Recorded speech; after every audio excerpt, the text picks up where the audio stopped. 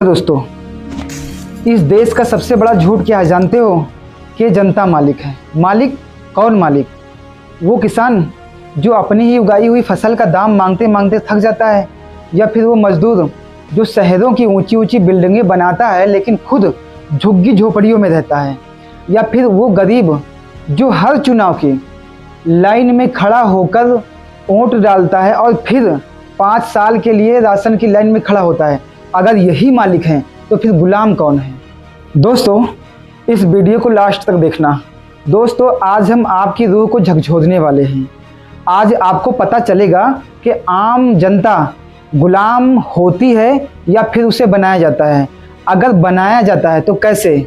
तो चलिए आगे की कहानी इस वीडियो में विस्तार से समझते हैं। तो सच बात यह है कि इस देश में जनता को लोकतंत्र नहीं मिला है तो सिर्फ वोट डालने का अधिकार। बाकी 5 साल जनता सिर्फ सुनती है, जनता सिर्फ सहती है और जनता सिर्फ झेलती है।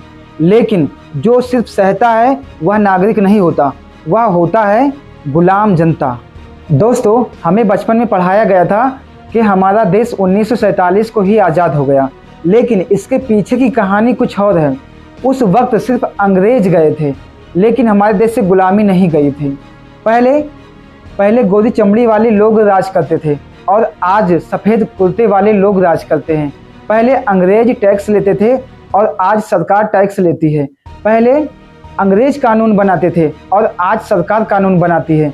पहले अंग्रेज जनता को डराने का काम करती थी और आज नेता जनता को बांटने का काम कर रहे हैं। कभी हिंदू मुस्लिम में, कभी मंदिर मस्जिद में, कभी हिंदुस्तान और पाकिस्तान में। पहले ईस्ट कंपनियां हुआ करती थी और आज राजनीतिक पार्टियां हैं। पहले भी गरीब दबा हुआ था और आज भी गरीब दबा हुआ है। पहले महलों में फैसले होते थे और आज भी होते हैं। पहले जनता से कहा जाता था चुप रहो, आज भी बोला जाता है कि देश के खिलाफ मत बोलो। फ़र्क सिर्फ इतना है कि पहले गुलामी दिखती थी और आज गुलामी टीवी पर राष्ट्रवाद बनकर बिकती है। पहले जंजीरें लोहे की होती थी और आज जंजीरें दिमाग की होती हैं। लेकिन दिमाग की गुलामी सबसे खतरनाक गुलामी होती है। राजनीति अब सेवा नहीं रही, सबसे बड़ा व्यापार बन चुकी है। अब नेता जनता को उठाते नहीं हैं, उसे बांटते हैं। किसी को धर्म के नाम पे बांटो, किसी को जाति के नाम पे बांटो, किसी को भाषा के नाम पे बांटो, किसी को प्रदेश के नाम पे बांटो, और फिर हिंदू बनाम मुस्लिम, ऊंची जाति बनाम नीची जाति, उत्तर बनाम दक्षिण और गांव बनाम शहर। पहले उलझाओ, लड़ाओ, भड़काओ और फिर राज करो। यही राजनीति का असली खेल है। लेकिन नेता जानता है कि जिस दिन जनता एक हो गई, सवाल पूछना शुरू कर देगी। इसीलिए जनता को एक नहीं होने देना है, किसी न किसी झगड़े में उलझा के रखना है। उसे मंदिर दे दो ताकि वो अस्पताल भूल जाए, उसे मस्जिद दे दो ताकि वो स्कूल भूल जाए, उसे पाकिस्तान दिखा दो ताकि वो बेरोजगारी भूल जाए, उसे धर्म का डर दिखा दो ताकि वो महंगाई पर बात न करे। और सबसे बड़ी बात, नेता की इन्हीं बेहूदी बातों पर जनता तालियां पीटने लगती है। दोस्तों, इस देश में गरीबों पर अत्याचार सिर्फ डंडों से नहीं होता है, कुछ अत्याचार नीतियों से भी होता है। गरीब आदमी रोज सुबह उठता है, काम पर जाता है, मेहनत करता है, पसीने बहाता है, धक्के खाता है और जब शाम को घर लौटता है वह गरीब ही होता है। जबकि उसकी मेहनत से सड़क बनती है, उसकी मेहनत से बड़ी बड़ी फैक्ट्रियाँ चलती हैं, उसकी मेहनत से बड़ी बड़ी बिल्डिंगें बनती हैं, उसकी मेहनत से शहर के शहर चमकता है। फिर भी उसके हिस्से में क्या आता है?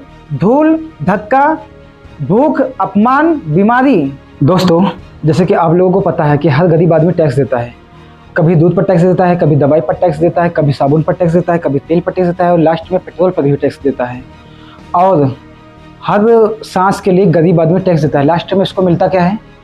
सरकारी अस्पतालों में लाइन, सरकारी स्कूलों में बदहाली और लास्ट में नौकरी के लिए भी लाइन लगानी पड़ती है। और फिर आम जनता को बताया जा रहा है कि देश तरक्की कर रहा है। लेकिन मैं पूछना चाहता हूँ, किसका देश, किसकी तरक्की? क्योंकि आज भी गरीब का बच्चा सरकारी स्कूल में टूटी हुई बेंच पर बैठता है, जबकि अमीर का बच्चा विदेश में एयर कंडीशन स्कूल में पढ़ाई करता है। आज भी गरीब अस्पताल के बाहर मरता है और अमीर एयर एम्बुलेंस में विदेश जाता है। और आज देखा जाए तो गरीब का बच्चा बेरोजगार घूमता है, लेकिन अमीर का बच्चा बिजनेस टाइकून शुरू कर रहा है।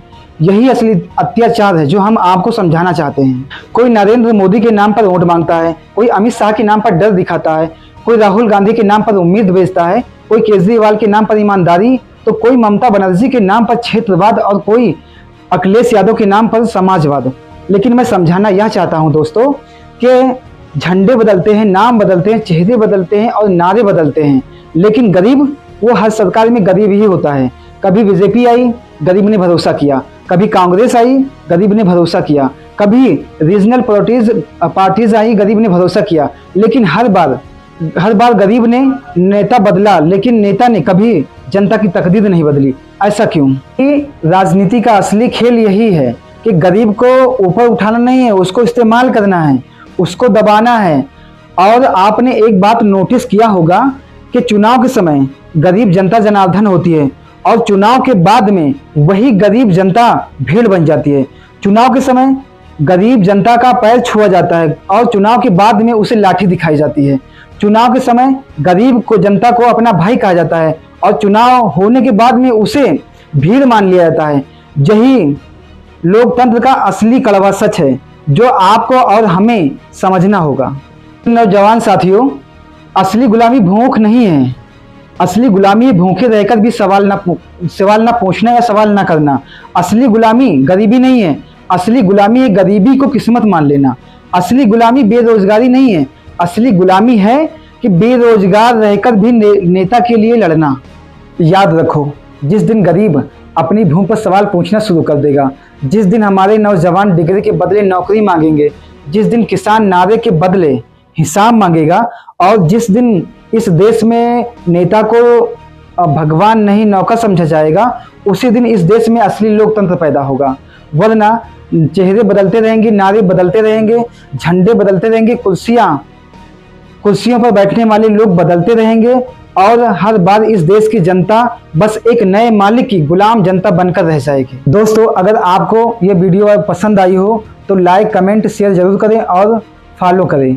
दोस्तों, आपकी सपोर्ट की हमें बहुत ज़रूरत है और हमें सभी भाइयों से रिक्वेस्ट है कि हमें सपोर्ट करें। धन्यवाद। जब तक के लिए मिलते हैं अगली वीडियो में।